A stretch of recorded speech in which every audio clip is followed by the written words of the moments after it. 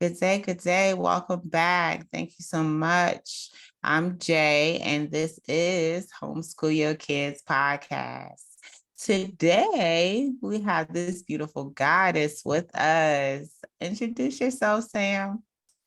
Greetings. My name is Sam Lewis, aka Sam the Artist, or aka Golden Flows of Funkhauser. I am a dance teacher, a color facilitator, and a homeschooler as of last year, the year before last, 2021, as a matter of fact. So yeah, that's why I'm here. Awesome, awesome. Thank you so much for joining us. How many are you homeschooling? Only one. I'm fortunate. I only have to do one.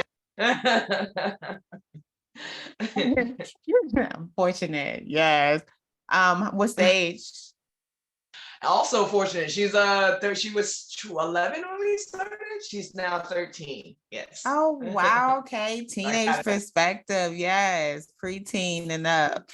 All right. it. So how has it been? So there's a lot of things I don't explain to you when becoming a parent. And a lot of things I explain to you when becoming the teacher of your child, because essentially that's what you are. When you become a parent, you are literally the teacher of their whole essence. They learn everything in life from you, including Yes, how you ma'am. learn, what you and the bad habits you take with you. So no one really Mm. prepares you for that. However, I was fortunate enough to consider taking a child psychology class, and don't mind my cat. I, I was fortunate enough to take a child psychology class when I was in college, and my child was still at a formidable age where a lot of the habits, the cognitive basis, and the way they put things into the world had not firmly set in, because there's a time frame from that, from like 0 to 6. So I was fortunate enough to be in there to catch, like at least at the very end, some very important things that I need to instill upon my child, and not to put them in a space where they can't grow properly. That, and then of course being around other people who were homeschooling, and I originally put her into a private school that was for African centered anyway. So it was a small kind of a basis. So she got used to being in a small room Small with setting. Yeah. a lot of people, not a lot of people, and more focused curriculum. So I was very blessed to have all that first before I decided to homeschool. And then the first year was rough.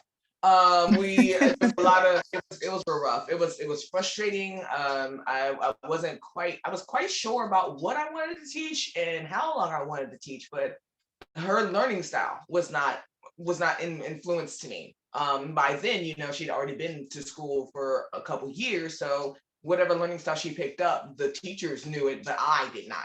So Mm. coming into it was really, really rough. And the first 2 months, I was bashing my head against the wall, like, how am I going to do this? How am I going to get her to learn? It was very, very, very, very tense, and it made learning not great. And then Mm. I read a couple books. One, Nice.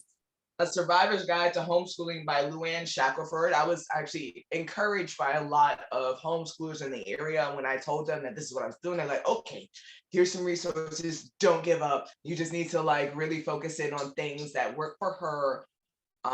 And then explore those things, expound on those things. Don't get stuck rigidly by what you thought is a system, even you yourself growing up, because obviously I was in the public school system. So I was used to da da da da da da da da. But you don't have to do da da da da da da da. So you can do it any way you please, as long as they retain the knowledge. So Yes. this book and The Way They Learn was a great resource. Way They Learn by Cynthia Bias. Um, that breaks down a lot of ways to teach, especially if you're not you weren't schooled in teaching. Um, it still will give you some of the bare bones to really just give the right information to your child and not become overwhelmed yourself with all the information you're supposed to provide for them. At the end of the year, we hit a stride. And then the next year we was like ready to go. I had all the books ready. I had all my little I had and mind you, I didn't have so much like lesson plans, but they were like rubrics, or at least a foundation, a formation of foundation of this is what I'm going to teach from this point forward. This is what she's going to learn from here as resources. Definitely learned to outsource a lot of information and time, because at some point you're just talking to your child and they're gonna get like, Yeah, just over it. You over it, they over it, it's over. Yeah. So outsourcing information to these sites like DK12, that's a great adult. It's D12? Oh, yeah, it's D12. And it's a site for learning. You can learn anything up there, and it's just sign to it, it's totally free. There's another one, IXL, which I really liked. IXL gives you, like a quiz at the end of it. So they get a quiz, and then they get rewards, they get points. That was I think that was free or very low cost. There was another one, I think it was called MIA. I think that was one I was using for a while, and that was sort of working with the social Maya Prep, but it wasn't as social for her as I like. She needed to be in person with people.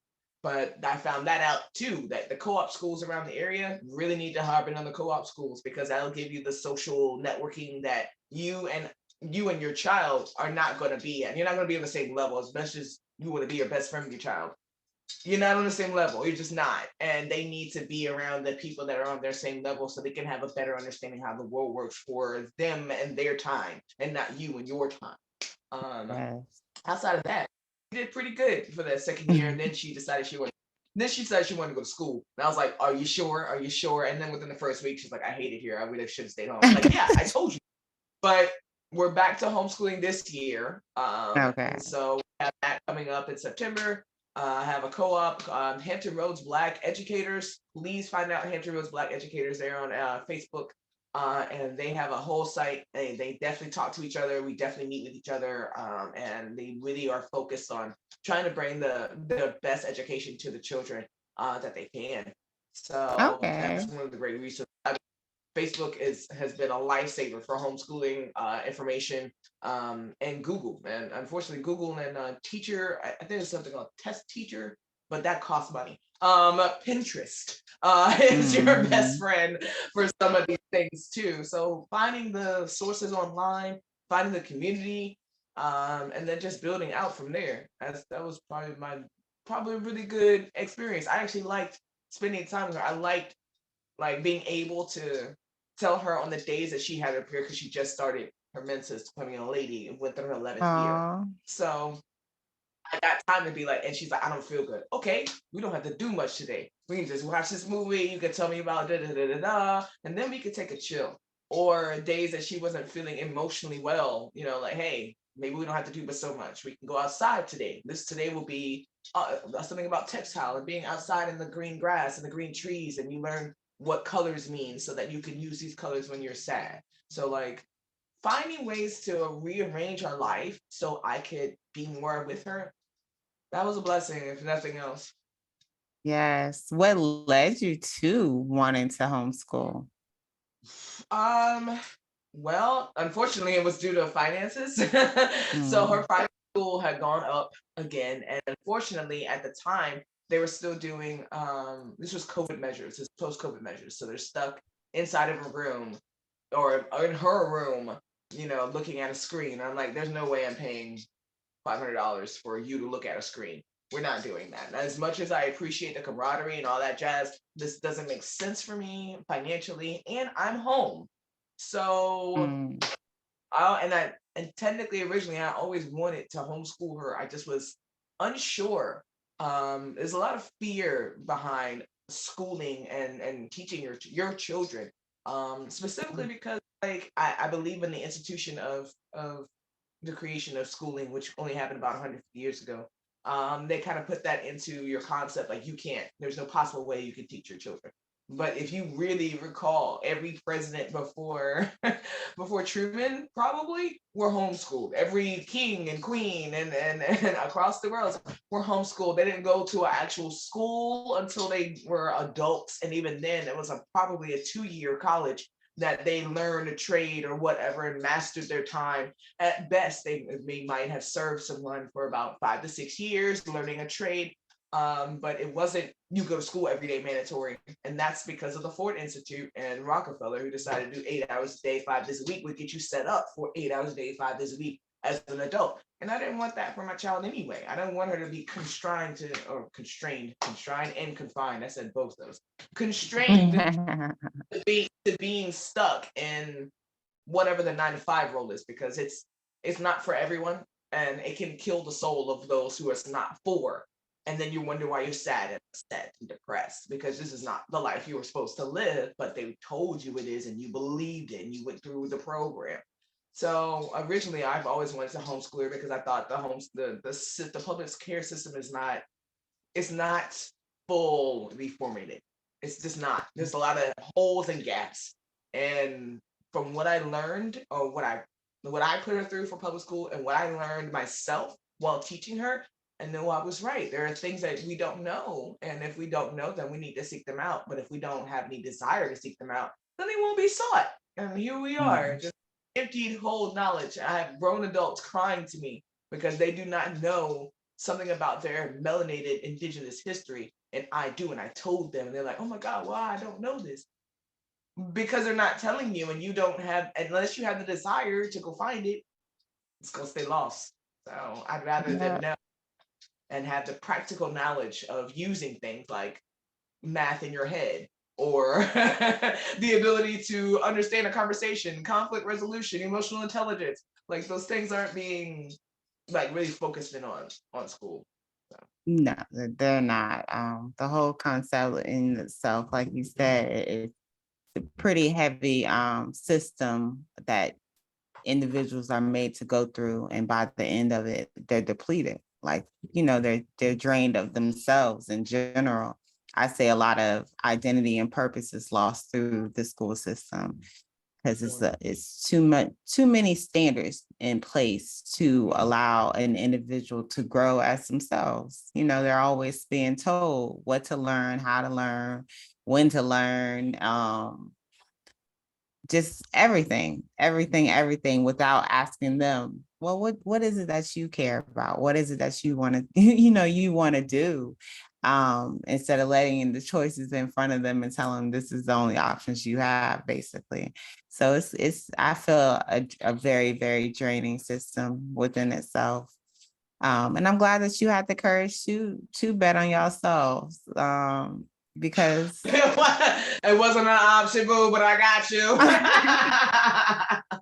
well, Wasn't even yes, I okay. know. One of I the get options, it. live or die. I'm gonna live, I guess.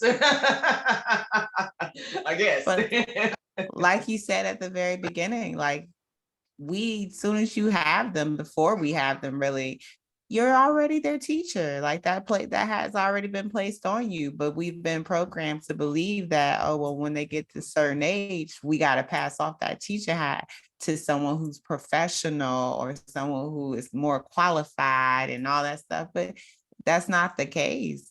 Because like you say, you were able to. Mhm. I want to say you're qualified from birth. You were qualified. Yes, If your ma'am. child is with you and you are a good parent, then you are qualified for birth. If you're not qualified and you're not a good parent, then you need to obviously be on your way or give this child to someone else. But you should have thought of that before you created the child. So here we are. I feel like we're given the assignment for a reason. I feel like our kids come through us for a reason, and it is up to us to recognize that and make that choice to act on that assignment and be the best that you can be to fulfill that assignment. However, there are parents who are not well equipped for that task.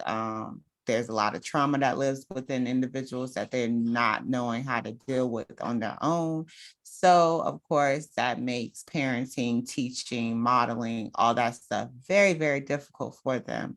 And some people need public school, and I understand that. By no means will I ever shame anyone who has to take that route. It's just we need people to understand that they have choices, and that's what I always want to advocate for, is the fact that you have choices, because some of us are well equipped enough or healed enough to take on the extra part of that assignment, which is, you know keeping your children from a system that is not going to wholeheartedly fulfill them. That part, and the very fact is that when I was in the mode of teaching her, there are things I had to face about myself. That's what I learned very much from children, is that if you have a child and you love your child, you're gonna see things that you do exhibited in that child, and that child's gonna show Oh it to yes. you. your face, and you're like, oh snap, I do that? That's not good. So you don't have a choice but to actually face yourself, and then face the inadequacies of what you feel like you are coming up short, and then meet that gap. So teaching her taught me, which is what Yeah.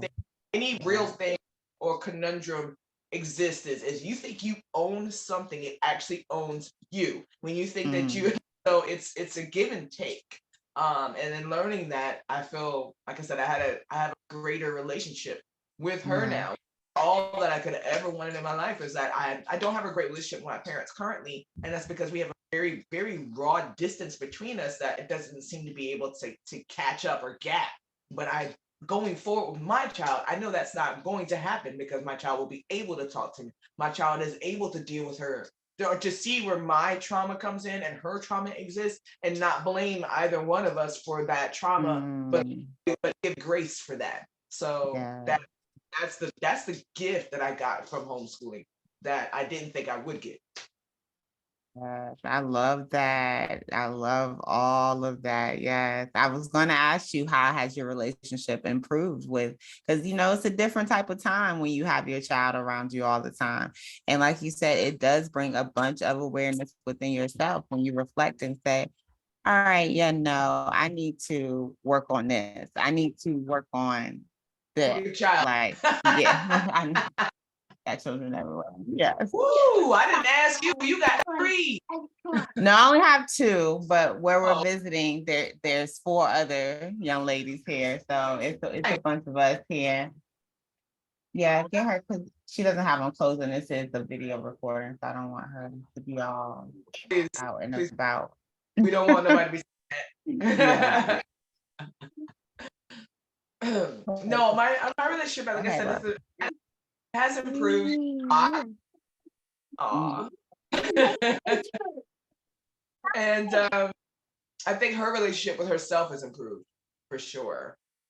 Definitely thinking about how like she has to deal with the problem, or how even talking to me as an adult, like what if there's an issue, how do I speak about it to the adult in the room without being disrespectful, without being emotionally overdriven, and bring up problems, bringing up whatever she may be going through. That in itself is very rewarding, because that's really, I think, where a lot of the disassociation between teenagers or children and adults come into play is how do I trust them enough to know that to let them know I fucked up, language, to let them know I messed up without feeling shame and guilt, like I'm going to be forever wrong.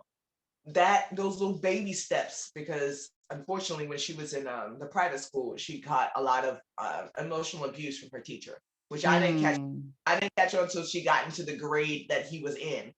He actually was running the school, so therefore, like, I kind of just was like, okay, this is how he's gonna act. But then when she finally got into his grade, her cognitive, her ability, her emotional self just kept degrading. And I didn't catch me until she just was not in the school no more. And she was like, I've been out of school for 2 weeks because it was homeschooling, and it was on Zoom call. It was a Zoom school. So she's like, I just stopped going because I couldn't deal with the emotional abuse that I was getting from him. And so our first year was just fixing that, establishing that, yes, baby, you can be wrong and nothing bad will happen. Yes, you can ask questions and I will answer them. Yes, we can all be understanding and copacetic, and nobody has to have an attitude when you get something wrong. It's perfectly fine. So my first year with her was really just reestablishing that repairing trust. Yeah.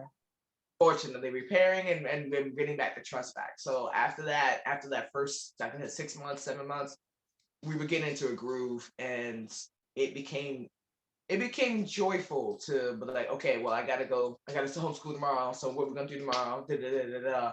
And even to herself, which she said, unfortunately, it was not a lot of children that we could be around.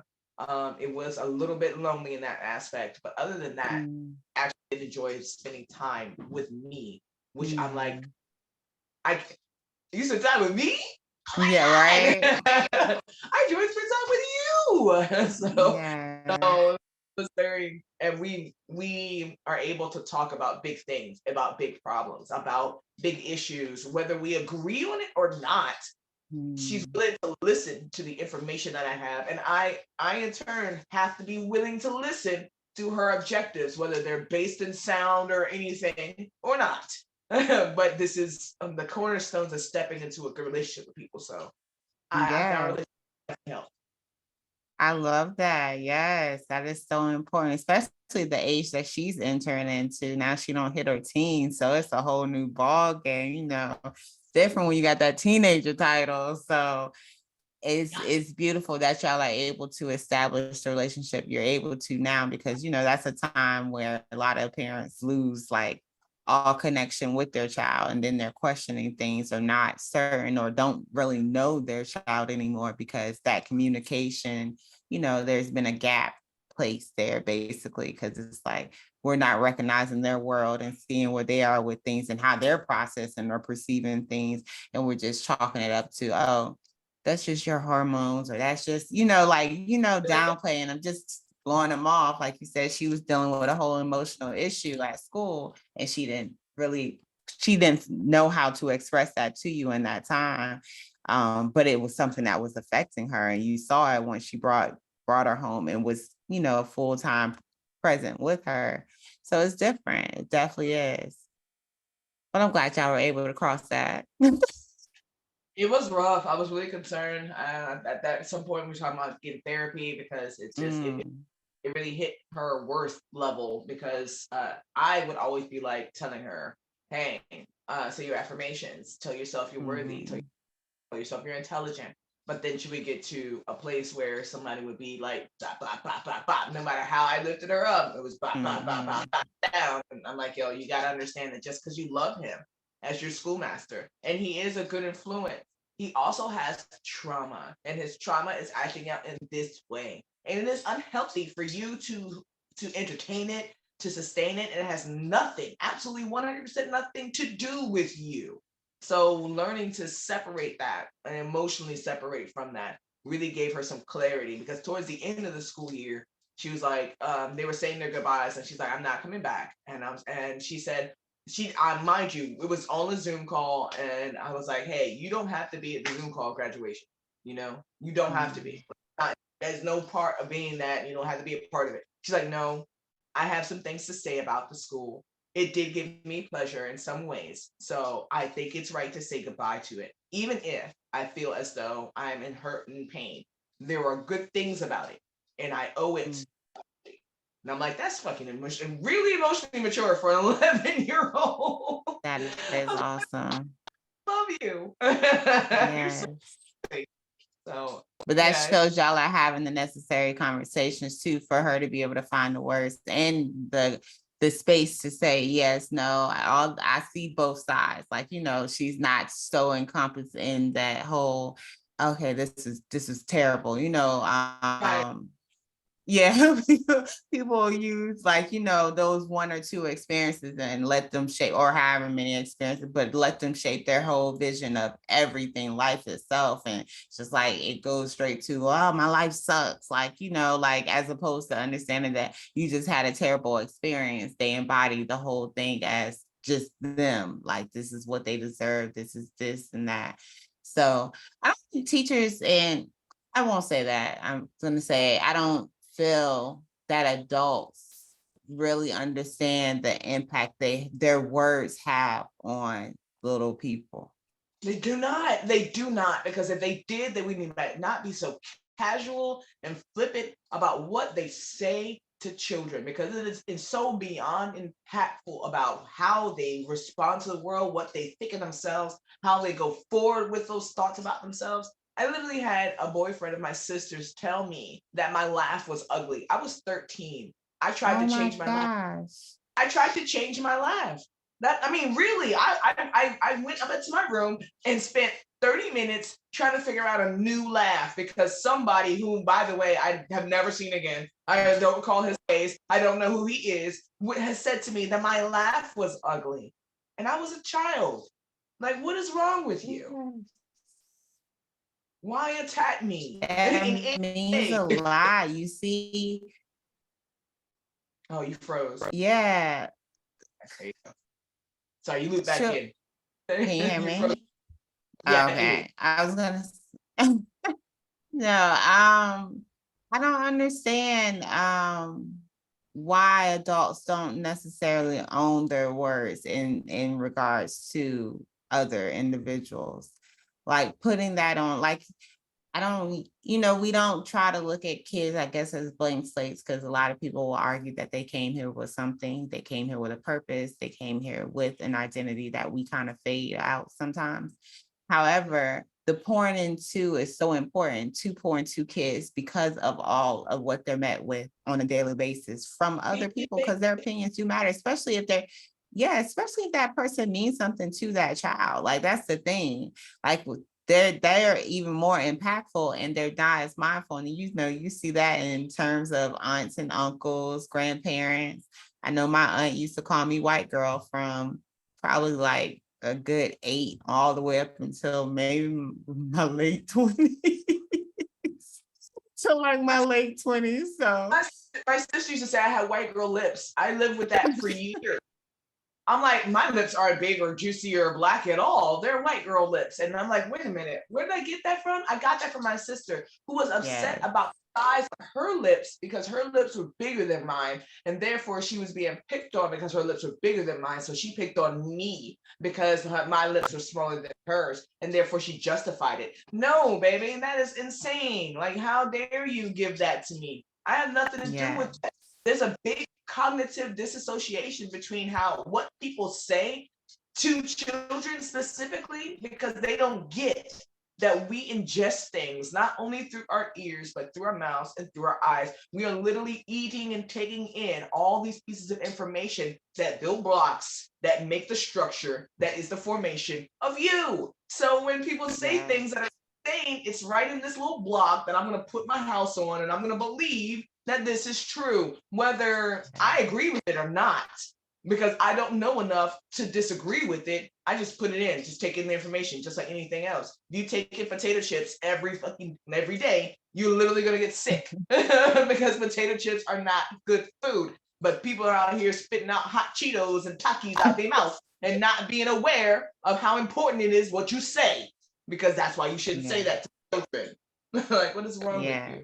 Yes, especially with the notion of, adults saying, well, I'm an adult because I said so, or I'm an adult, you are a child, and like, just demeaning and placing adults at a place well above children in general. So yeah, in a child's mind, it's like, well, if this adult said this, then it must be true, or it must be right, or it must be, something I need to work on because an adult said it, not even necessarily that this adult has any kind of authority over the matter of themselves, let alone another individual. But they're putting it. How dare you speak? You don't know about you. Right. Because if you did, you wouldn't be talking to kids like this. You'd be sitting there working on whatever trauma or wounds or childhood issues that you had bestowed upon you and, you haven't dealt with. So it is a lot. I talk about children's confidence all the time. It's important. Like our lovely, our little ones have to be confident. They have to be, because it's a dangerous world when they're not.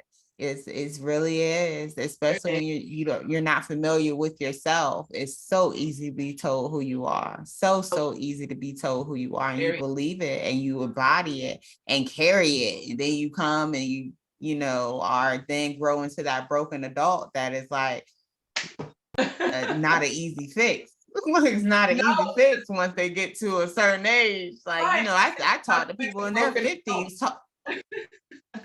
So hard. I talk to people in their 50s that are still living in their childhood trauma heavy, and they will tell you, like, well, I was never taught that, or I don't know that, or I didn't, like, I never was told to believe in myself or talk nice to myself. And it's like people who are 50. So, and to hear them and what they like, it's wild. It's sad. It's definitely sad, but that's why I always tell individuals to be responsible for what they're putting out into this world. Like if you take responsibility for yourself and your words, your actions, your opinions that you're bestowing upon everyone, then things would be different. Because accountability and empathy it goes a long way. It really Surely. does. Yes, And you I feel don't like have to spit out words. Like, that part.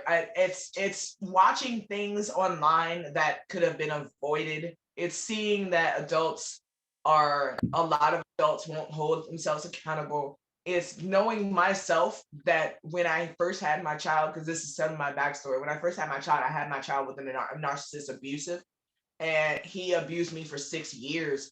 And the moment that he abused me in front of my child, I was like, oh, we're done here. This can't go forward. Now, mind you, I can sit here and take the abuse of not feeling worthy because I went through all of that in childhood. I went through molestation. I went through like not having a good confidence circle, not having really good friends. I went through all of that in a solo kind of, well, I'm barely worthy to even exist kind of situation. And that's when he found me and basically grew me to be whatever it is he needed to be. And for a time, I accepted that because, like, like if you don't believe you're worthy, then why do anything worthwhile? Everybody else, yes.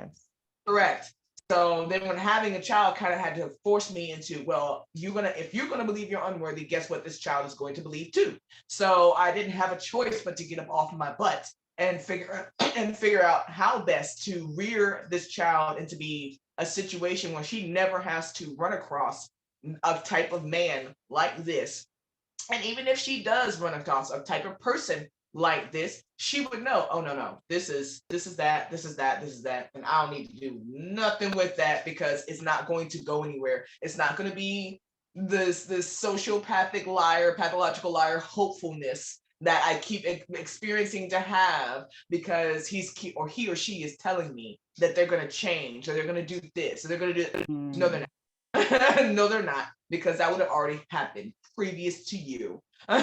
So having knowledge and like I said, rearing her made it my responsibility to not have another broken person in the world. Whether I was broken or not, this person could not be broken. So that responsibility, I don't think a lot of people take into effect that this is a responsibility you have to have when you have a child.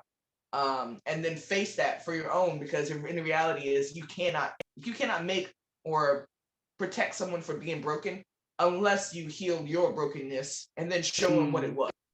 This is what it is. And a long time she's been on my healing journey with me. Like I have to be like, hey baby, this happened because this happened, and I'm responding this way because I have not learned another way to respond, but I'm working on it. So like being transparent with her on my journey, I'm sure is putting her in a space of emotional intelligence that most people would not be at, and therefore preventative of being a broken person herself. Or if she becomes a place where even if she has trauma, as she did, I traumatized her really early, and I regret that every day.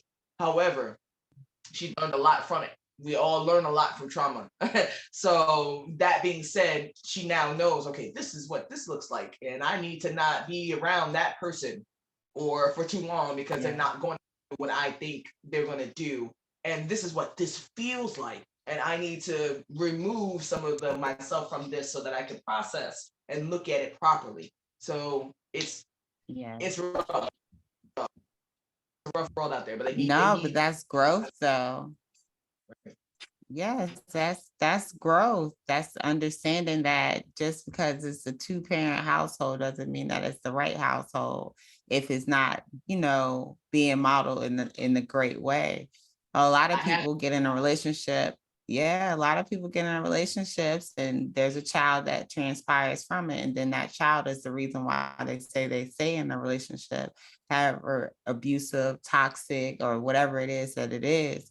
And it's like, you got to remember your child's watching that and they're going to embody that for their future. They're going to go into the future thinking like, oh, this is okay. Like my mom did this, or my dad was like this, or, and they hold on to those images, and it's not as healthy as people feel like it is to have just 2 parents in the household. That's all I'm saying. Like, I understand it and I get it.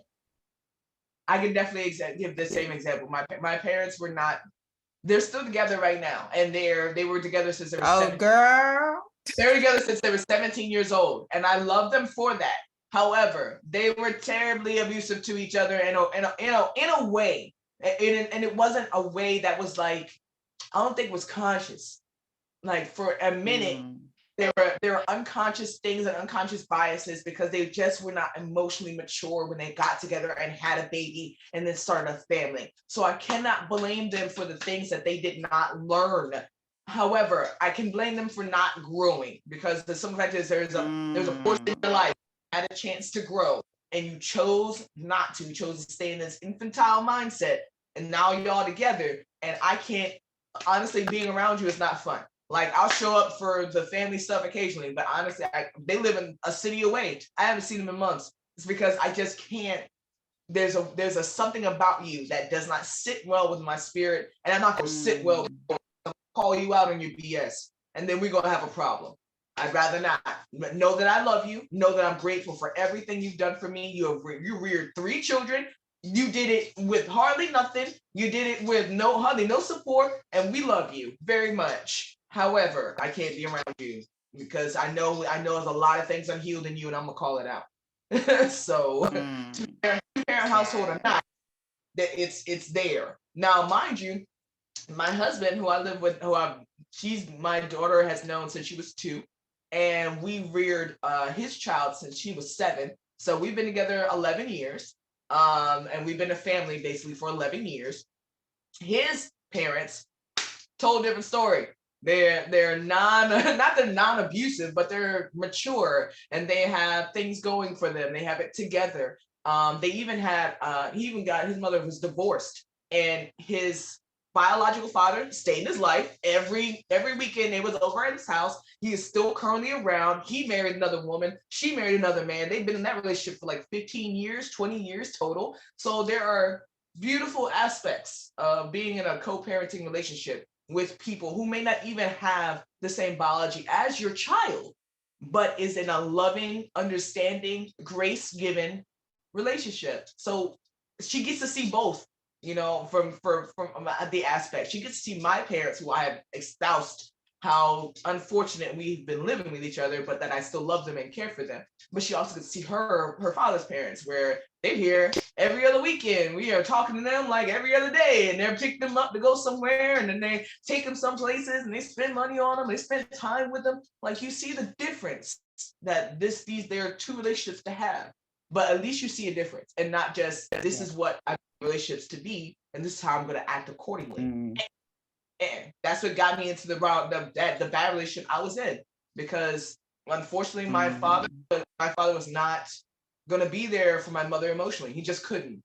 He was a hurt man, and I get that, but that's not how I need to live my life. So. Yeah. Right. No, my parents weren't. I just know the model that they set as far as relationship wise is not a model that I would want to go by. Although they were and are still in a relationship, and I know my mom listening to this, she'd be like, "Why are you on there telling my business?" But that's why not. Yeah. It was just not a healthy relationship, in my opinion, and in the opinions of siblings and their offspring and everyone else who get to witness their relationship. And even hearing my young girls taking like the dynamics of the relationship, they even asked my dad that time, like, "Do you like her? Do you like grandma? Because you don't do this or you don't do that."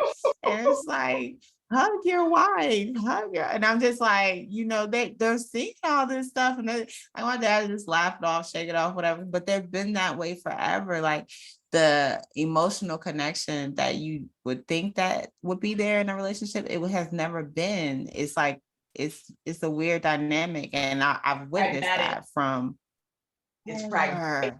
It's just practical reasons. Yes, not love, yes. it's practicality. All the way, honey.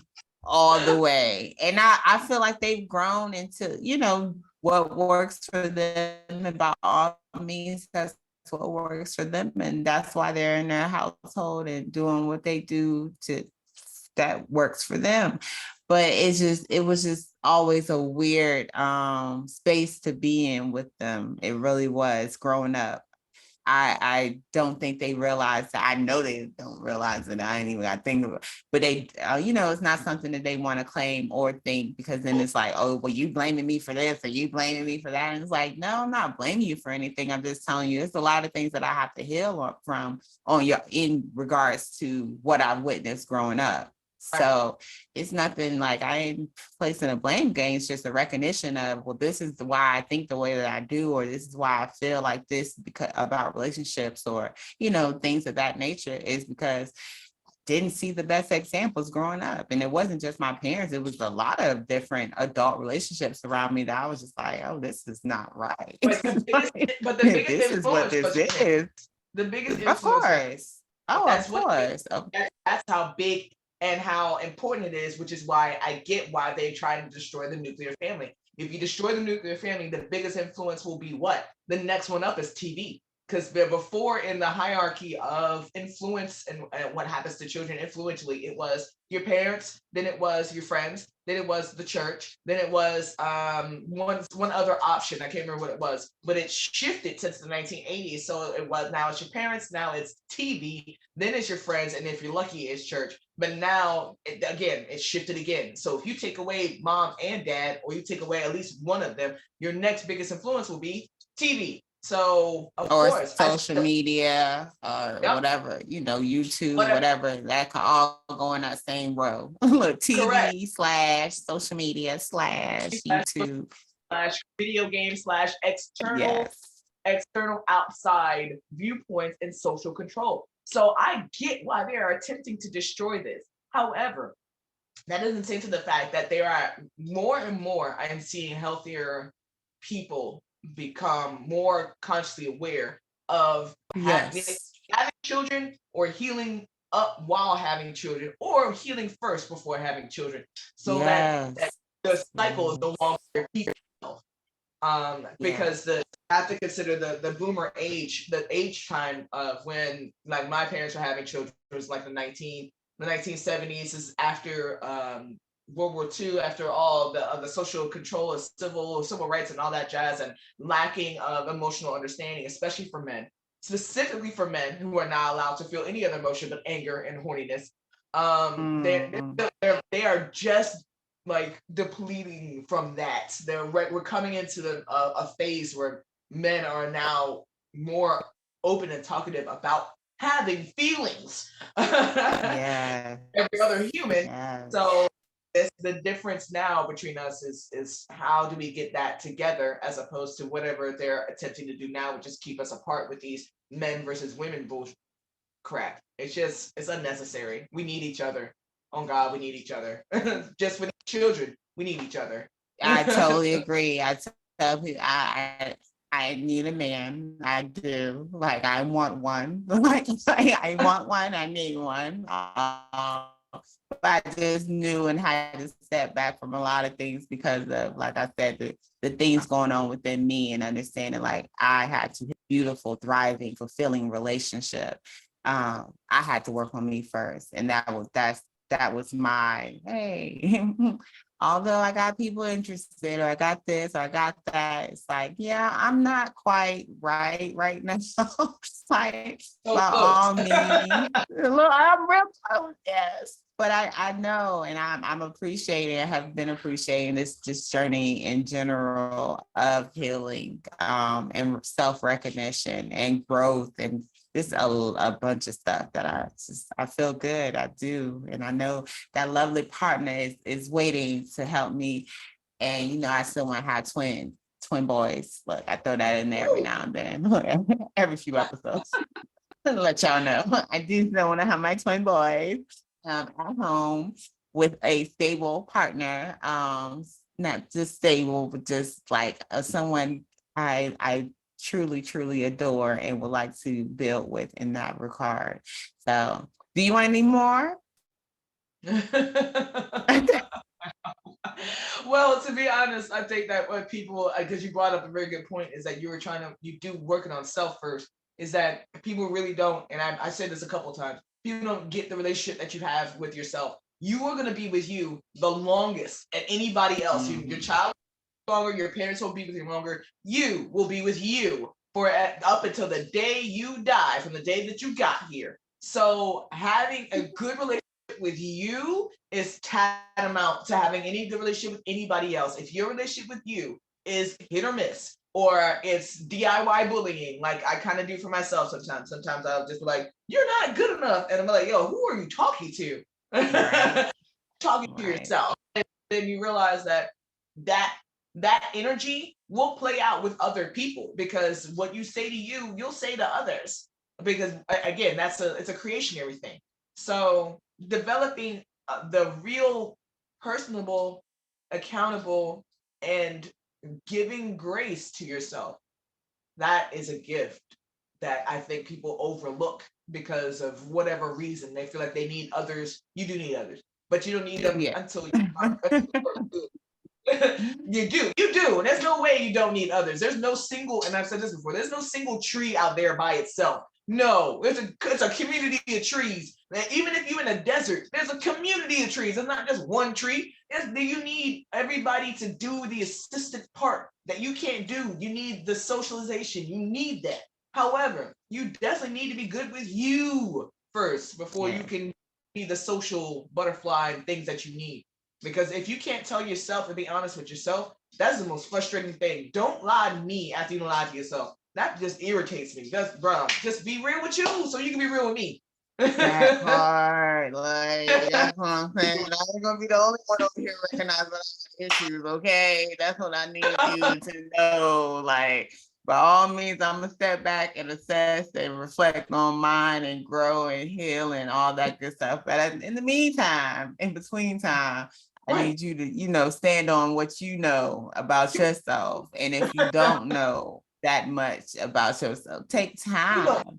Because a lot of people, and I say hurt people all day, every day, but hurt people also jump from one hurt person to the next hurt person and just, keep it flowing. Like, hey, we're going to live in this hurt together because I can't be by myself. So therefore, hey, let us do this. And, now that little toxic stuff, like that'd be a trending thing right now. Like, oh, I know I'm toxic. Like, yo, you know that and you don't want to work on it? That's okay. Wait, hold on. McDonald's knows it's McDonald's too. It doesn't have healthier dishes. Just leave McDonald's alone and go somewhere else. I'm gonna need you to leave McDonald's alone. At least McDonald's is being honest. McDonald's says this bullshit, and I'm sorry, BS.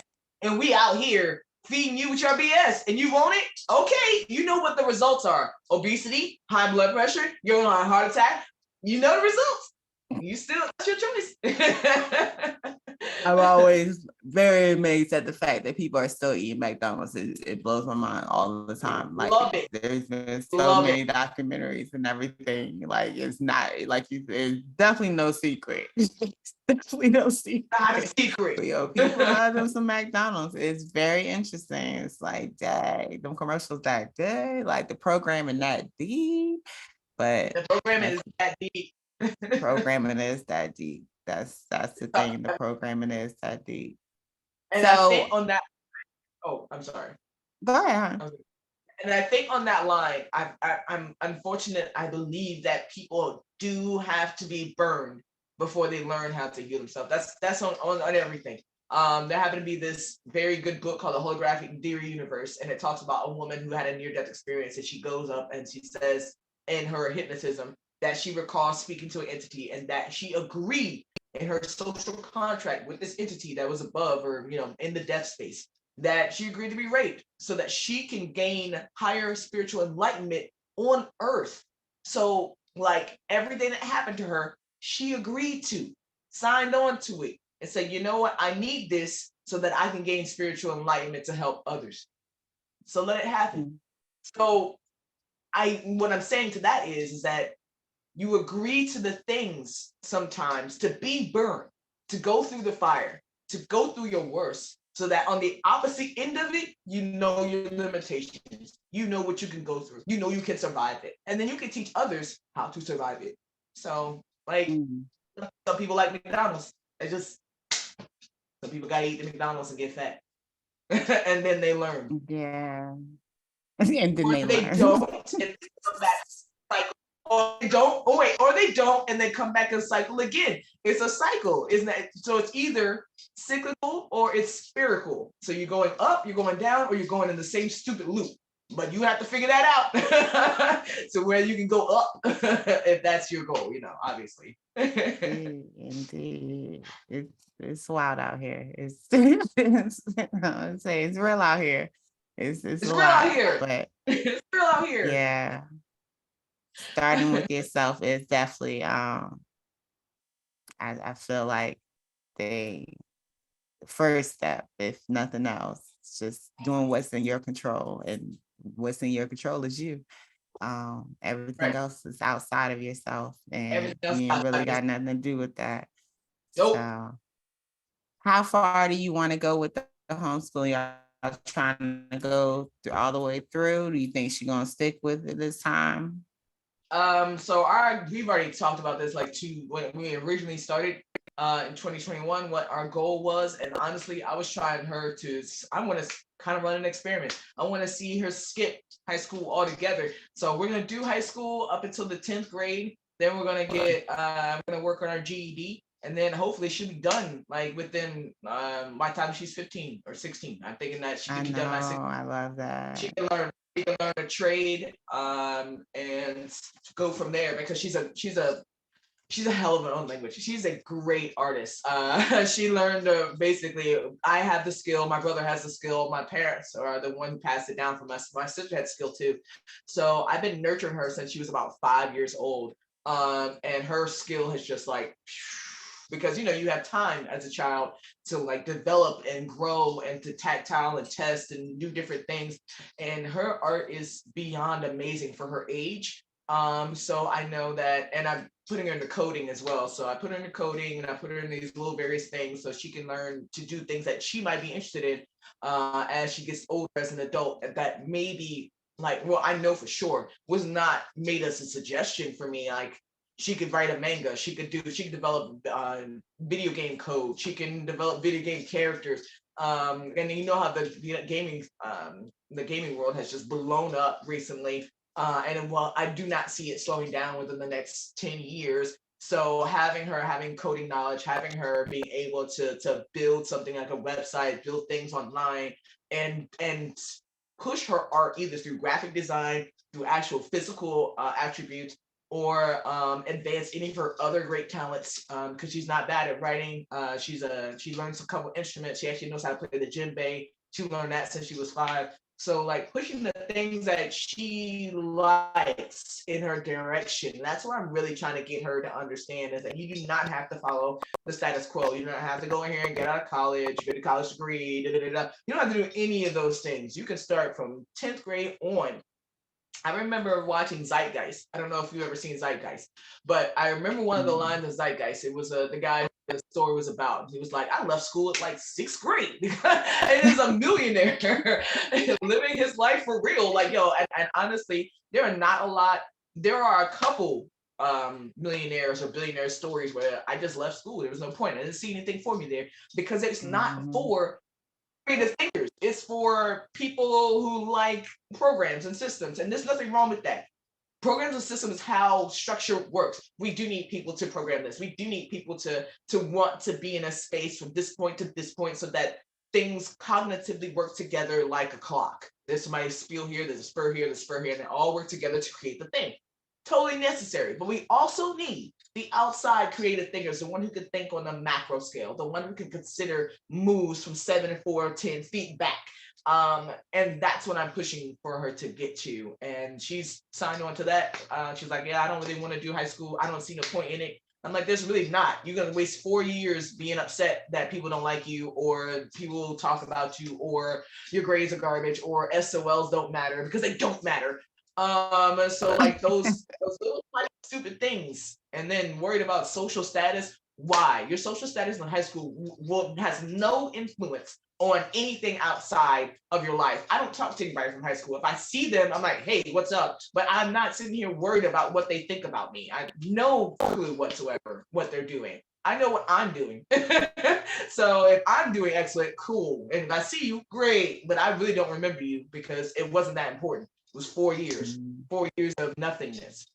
If anything, if anything, I gained some intelligence in certain ways, and I found subjects that I actually liked. But outside of that, it was no, I don't. There was no benefit or wealth into having high school friends and the high school experience.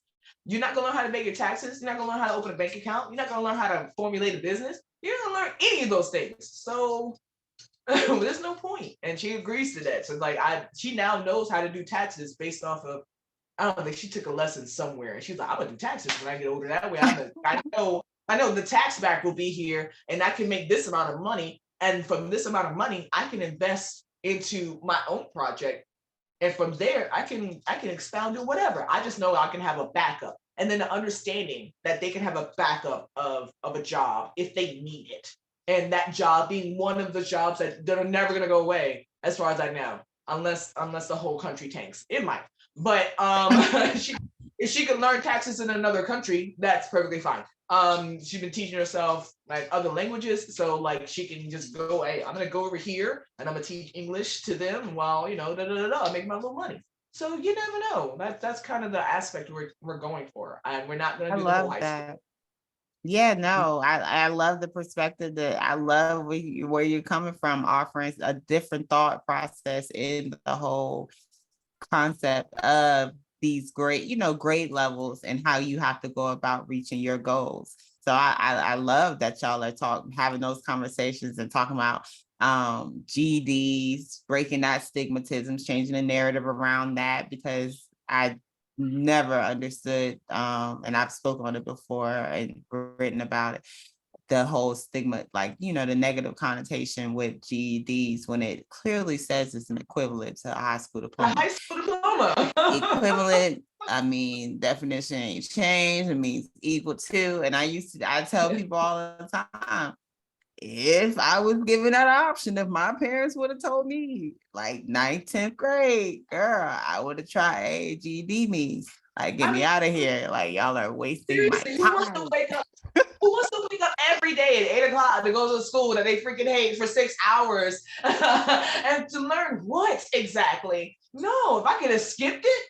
Not much, because you're going in there with the barrier already, because you don't want to be there. That's a big thing. Not wanting to be somewhere just turns everything off. You're about to give it your all and you're being made to do it. Like, you're not going to do that. That's not like, you have those kids who function in that mindset of, okay, let me just please my parents, please my parents, please my parents. There are plenty of kids who are working just to please their parents, but it's like, what about them in all of That's a this? lot of Like, what about them?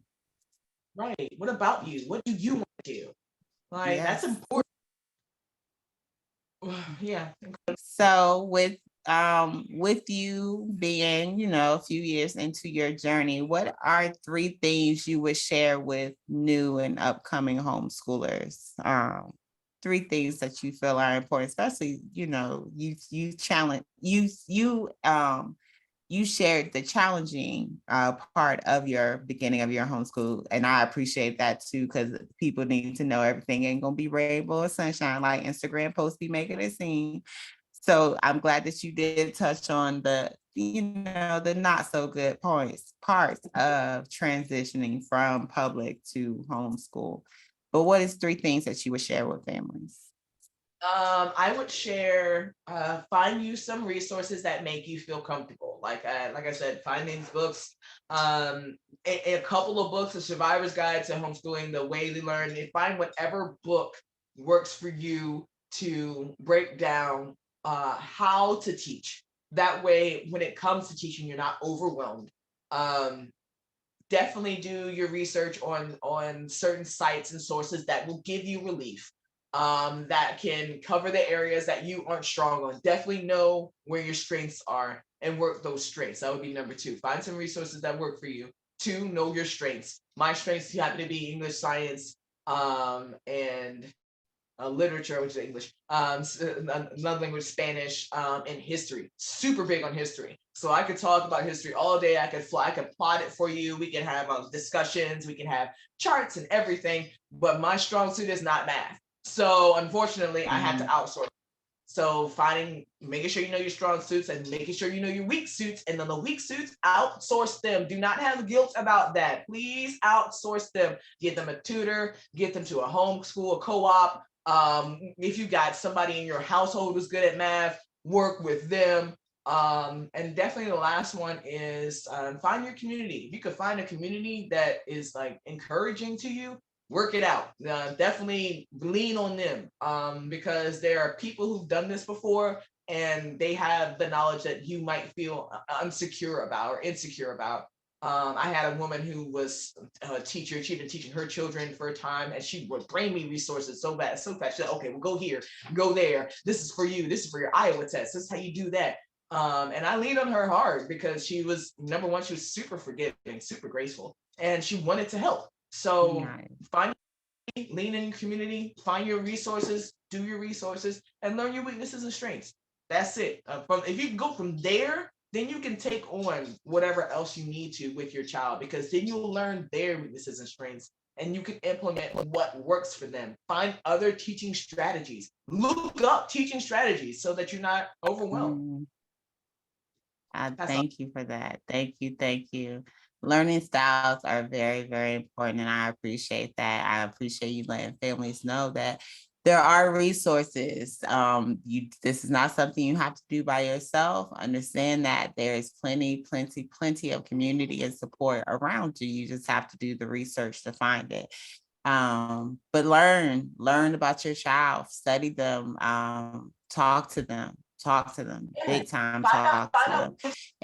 Find out what gives them joy. If you find the joy spark, then you can just work everything down from there. My joy spark for my child was playing video games or playing games. So our lessons became games. Okay, this became this and this and that and this. Where can we find this at? And then it started to blossom into her wanting to learn. So find their joy. Yes, I love that. Yes, never dim that light. That's the thing. We want to keep that light shining bright because it's meant to do great things if we allow it to. So I love that. Thank you so much for this. I appreciate your time. Always, always, always. It's been a very, very reflectful conversation, and I appreciate it. Parents, continue to believe in yourself. Continue to know that this is something you can do. And if you don't feel that you have it all, keep doing your research. Keep doing your research because it is there. I promise. You could download the Homeschool Your Kids app. We have a bunch of resources up there, a bunch of basic information for you to find out just how to even begin the process. Learning your state laws, learning different organizations that are in your states to work on your behalf. Learn about all of that. Find your community. All of that. Know that we do host a weekly homeschool community meetup every Monday at 7 p.m. on Zoom. So anytime you feel the need to get poured into or the need to release or vent or anything of that nature, please tap into that too, because we are there to help you with that. But I appreciate you and I appreciate y'all listening. And I just want you to know that I'm always going to say, homeschool your kids. Homeschool your kids. I don't like the word kids, but I homeschool your kids. I know. Y'all have a beautiful day.